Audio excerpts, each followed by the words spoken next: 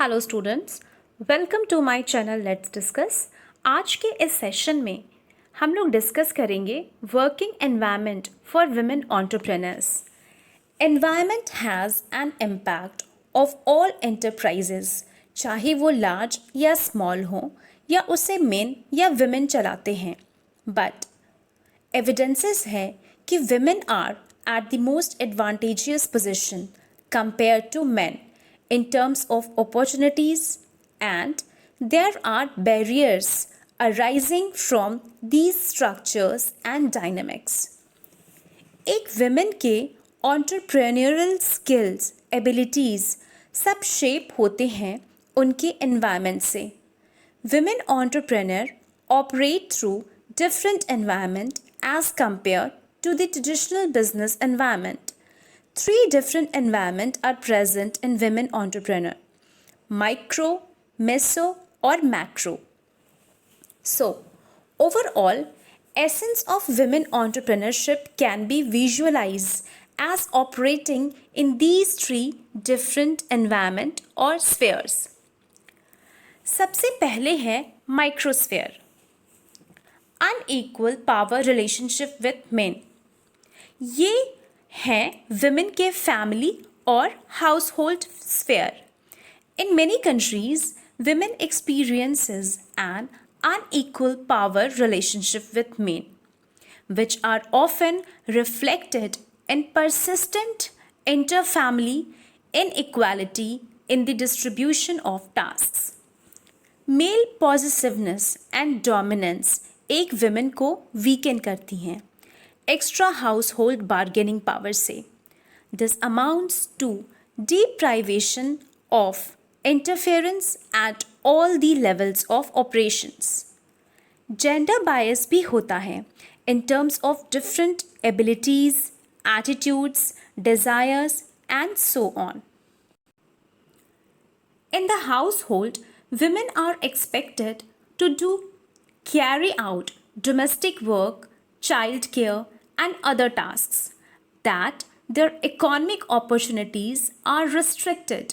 So, microsphere है जहाँ एक फीमेल की इकोनॉमिक एम्पावरमेंट अफेक्ट होती है by intra familiar association.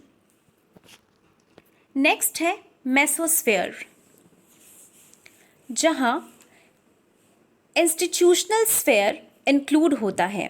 It includes organization other than family, as for example NGO and other businesses.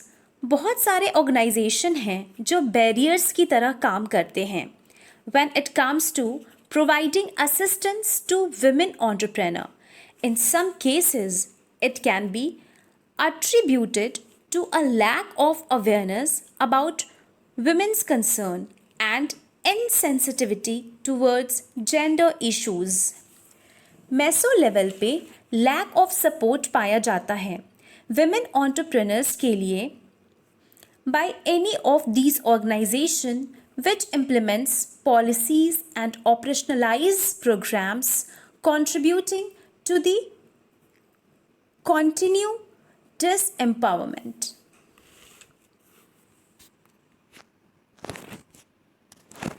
Third is macrosphere, जिसमें एक इंसान रहता है और काम करता है।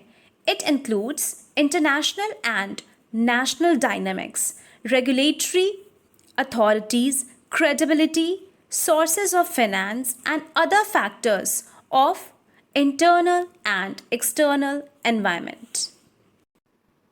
So students, ये वो तीन स्फेयर्स हैं जहाँ विमेन एंटरप्रेन्योर काम करती हैं। इसी वातावरण और इसी एनवायरनमेंट के अंदर वो पॉजिटिवली या नेगेटिवली बिजनेस को ऑपरेट करती हैं। कई जगहों पे उन्हें काफ़ी सपोर्ट मिलता है। कई सारे गवर्नमेंट की स्कीम्स हैं जो उन्हें असिस्टेंस प्रोवाइड करती हैं, और कई जगहों पे बायसनेस या इनइक्वालिटी के बेसिस पे उन्हें कॉम्प्रोमाइज़ करना पड़ता है। So dear students, I hope आपको आज का सेशन अच्छा लगा होगा और समझ भी आया होगा। अगर नहीं समझ आया so don't hesitate and text me in my inbox. For further videos, keep watching and stay tuned with me. Till then, keep smiling, keep learning. Thank you so much.